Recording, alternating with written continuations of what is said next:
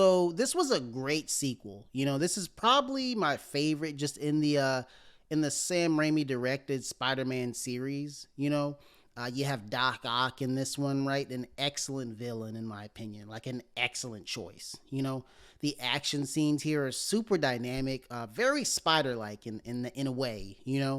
And obviously in this movie, Spider-Man is already established. So we already know who he is.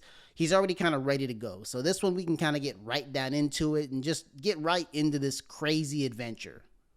In Spider-Man 2, Peter Parker is beset with troubles in his failing personal life as he battles a former brilliant scientist named Otto Octavius.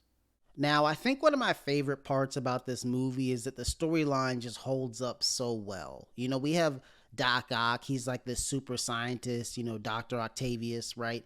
And, he creates these mechanical arms that basically take control of him, right?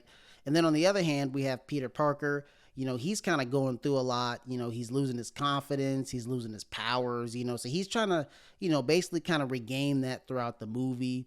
We have all these different situations kind of playing out. And I thought, having all that kind of mixed together just made for a very interesting situation and just an interesting movie in general. This man was struggling in this movie. Like, this is probably the worst time to lose your powers.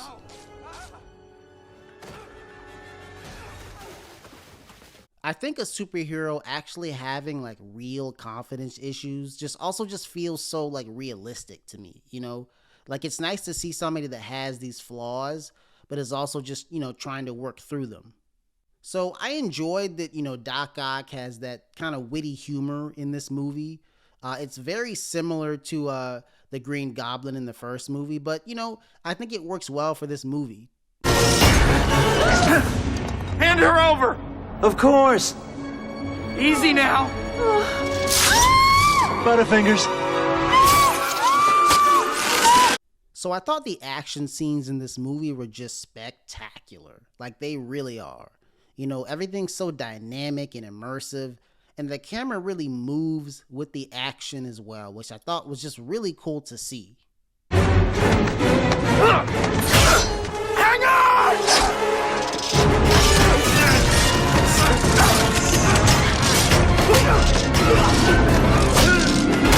A lot of these scenes, really feel like you're watching it from Peter's point of view, like in a way. Nothing is really very static for very long, and there's all these interesting angles as well.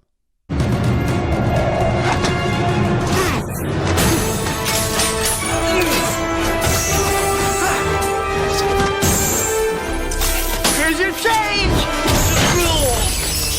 Now, the movie has this big sort of ending, where Spider-Man has to stop this giant sun-like creation from taking out the whole city, and, I thought it was interesting because the whole movie kind of builds up to that point, so you kind of start to realize that it's not just Spider-Man fighting against this, mechanical armed scientist, but it's also Spider-Man fighting against this guy's intelligence as well.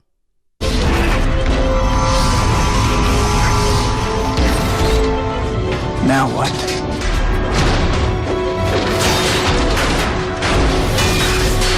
This was a great sequel, and I'll be the first to say, most superhero sequels, if you don't count the Batman trilogy by Christopher Nolan, most of them aren't that good, but this one was a real exception. This one is probably as good, if not better, than the first Spider-Man movie, so this one, if you haven't seen it, I really recommend giving this one a watch. If you've already seen it, it even deserves a rewatch as well. This was just a great one.